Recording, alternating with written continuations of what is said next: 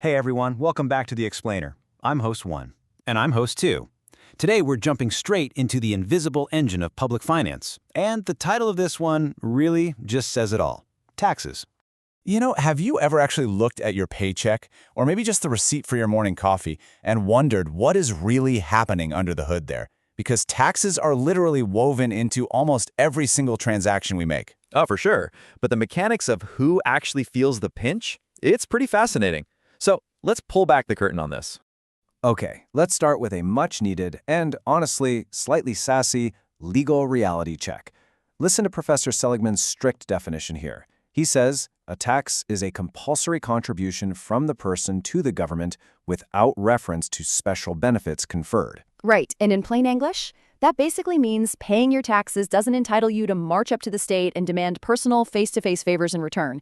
It's an absolute legal obligation. It is definitely not a VIP subscription service. Exactly.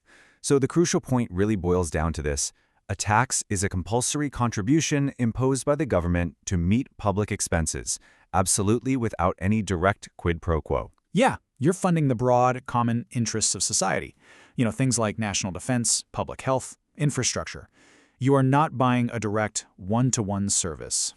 Which naturally builds into 4 legally binding characteristics. Number 1, it's a compulsory legal contribution. 2, it's paid strictly for common societal interests. 3, like we just said, 0 proportionate direct benefits. And 4, it's imposed on your income, property, commodities, or services. And I really want to emphasize that first point, because it's compulsory. Well, dodging it leads straight to government punishment. There is simply no opting out here. Which brings us to Section 1, Direct Taxes. The personal unshiftable burden. So this category is the heavy lifter of the tax world. It's a total direct hit. The precise terminology in economics here is actually super interesting. The impact and the incidence fall completely on the exact same person. Right. So the impact is who the government legally asks for the money, and the incidence is whose wallet actually gets lighter. In a direct hit, that financial burden lands squarely on you. There is literally 0 chance to pass the buck.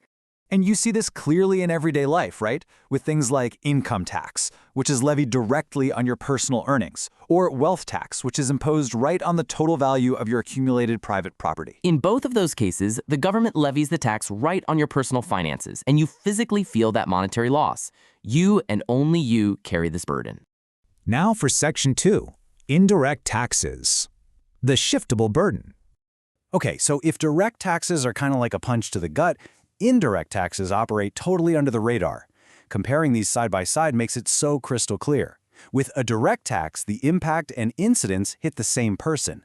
But with an indirect tax, impact and incidence fall on totally different heads. Right, so the government legally levies the tax on a business, like maybe a manufacturer or a shop owner, but the final financial burden completely shifts away from them and lands entirely on the ultimate consumer. It's literally a stealthy game of pass the parcel. These taxes are smoothly baked right into the final retail price tag. So the manufacturer pays the tax initially, but then they seamlessly roll that cost into the wholesale price. Then the shop owner rolls it right into the retail price. Exactly. The consumer unknowingly foots the entire bill at the checkout counter, totally thinking they're just paying for the product itself. The burden just shifts completely from the business straight to the buyer. Moving on to Section 3, the modern milestone, GST. So managing a massive web of all those indirect, shiftable taxes, that used to be incredibly chaotic. That is, until the Goods and Services Tax, or GST, came along as this monumental milestone in public finance. Right, because by replacing almost all those individual, confusing indirect taxes and custom duties, GST actually created a single, unified national market system in India. It streamlined the whole framework. It basically made that stealthy pass-the-parcel game much more efficient across the entire country. So, we've explored the absolute, unshiftable weight of a direct hit like income tax and contrasted it with those hidden, passed-on costs of an indirect tax that's just baked into a retail price. Which leaves us with a final, really provocative question. Does confusing a shiftable hidden cost with an unshiftable direct hit completely change how you feel the pinch of government revenue? Something to think about the next time you look at your paycheck or, simply buy a coffee. Thanks for joining us for this explainer, and keep questioning the mechanics of the world around you.